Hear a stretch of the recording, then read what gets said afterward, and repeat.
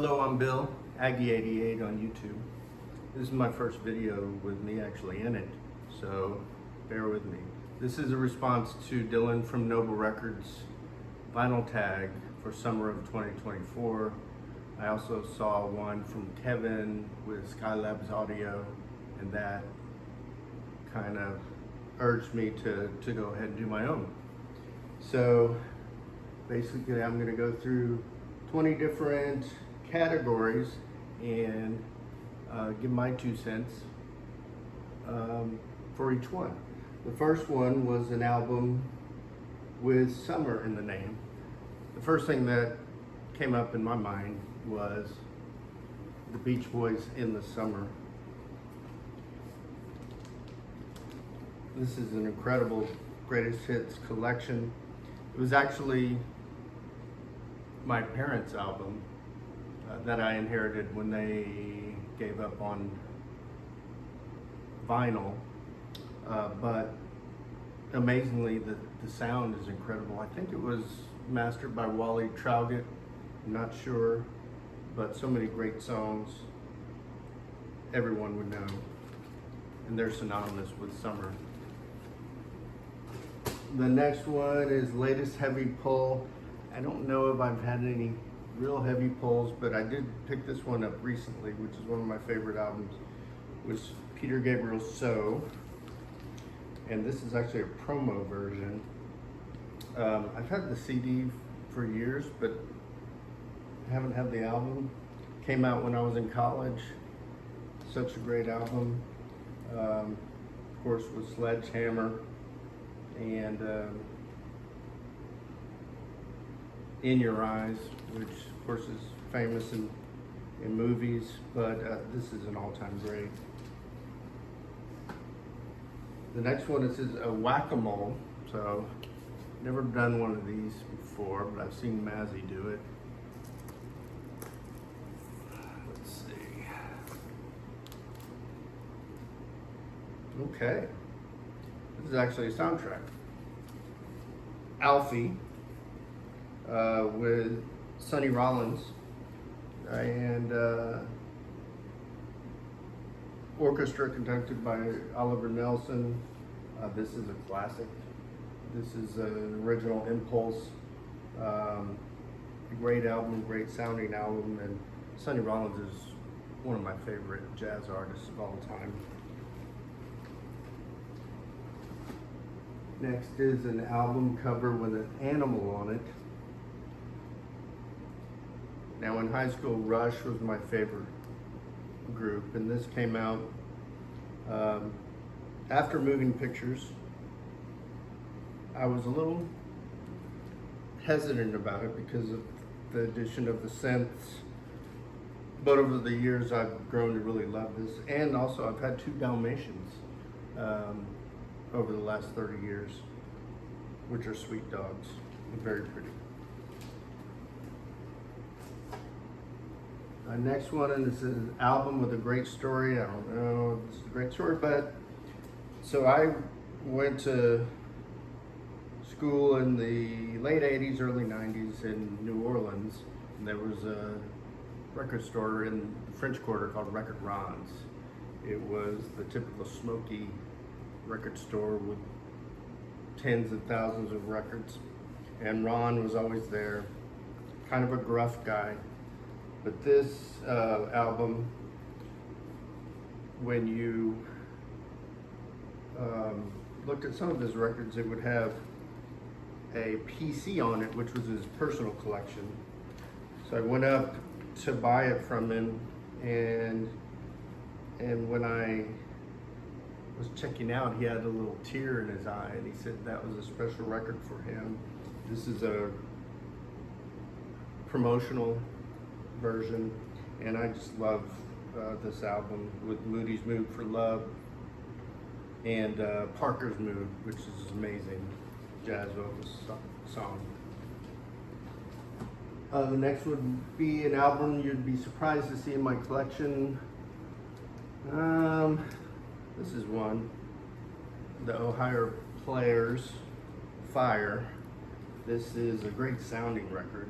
Of course, it has the title song Fire kind of provocative cover, but I love that era of R&B and funk music, and this is a great one I'd recommend.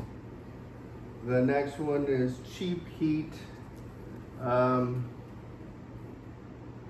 One of the artists that I'm a big fan of, but I don't think many others are, is Southside Johnny. He's a protege of Springsteen in New Jersey. This one, Hearts of Stone, you can get for next to nothing. Has such great songs, some written by Springsteen, like Hearts of Stone and Talk to Me. Great blue-eyed soul, incredible. Now we're gonna have a theme of 45. I don't have a lot of 45s, but this is one I bought back in the 80s. This is Fire by Bruce Springsteen, which I don't think was released on an album, but the flip side is Incident on 57th Street from the live box set, which is what really got me to love Springsteen back when I was in high school and going into college. Next is a box set, and wouldn't you know it, it's the Springsteen and the E Street Band live 1975 to 85. This is an amazing box set. It was from the era back when he used to do his monologues about growing up, which were so interesting. And some of these versions I really liked more than the originals. This is what I really first got into Springsteen back in the day. Next one is favorite music documentary or biopic. This is not a documentary, it's a mockumentary. Spinal Tap has to be the one. It goes to 11. There's so many great quotes on this album that I can repeat to this day. And even though I'm not a fan of Rob Reiner's politics now, but this is a great movie. Next one is most trashed record in my collection. I have some that are more trash, but this is the one that I trashed the most on my own. This, I believe, was actually my sister's album, and I used to go into her room and listen to it when I was a freshman in high school, and eventually it became mine when she gave up her vinyl collection. And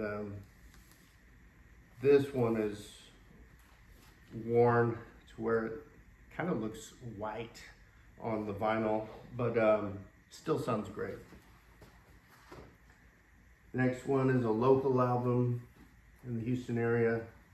It's got to be one of the #1 bands, ZZ Top. This was actually the first ZZ Top album that I owned. El Loco. It's not one from the original 5 in the box set, but it has the trademark double entendre songs, Tube Snake Boogie, Pearl Necklace. What a great album. So much humor and great blues guitar. The next one is an album from a faraway land. Now this, actually, the original version was the first album I ever bought when I was a kid. Songs in the Key of Life by Stevie Wonder. I loved I Wish and Sir Duke and all of those great songs and lyrics and his vocals. This is a Japanese version.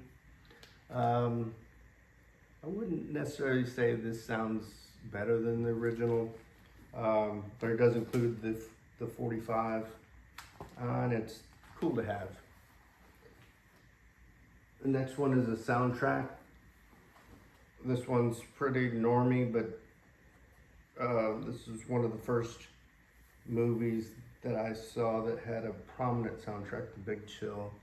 A Wider Shade of Pale is on this. It is probably my favorite song of all time. And so many great Motown hits on this one, and a good movie. I need to watch it again. Next one is my highest recommendation. I think I'll include 2 albums. I'm gonna waffle. This is my favorite album of all time, which is Astral Weeks. This was a remaster in the 2010s. I think it may be Kevin Gray, but I'm not sure. But it's my favorite album of all time. It combines the great bluesy vocals of Van Morrison combined with a backing band that's basically a jazz ensemble, like the modern jazz quartet. Every song is amazing, and the sound is too. The other one is the legendary Son House, Father of Folk Blues. This is the most amazing sounding record. Really bare bones, vocal and guitar, and the sound stage is just amazing.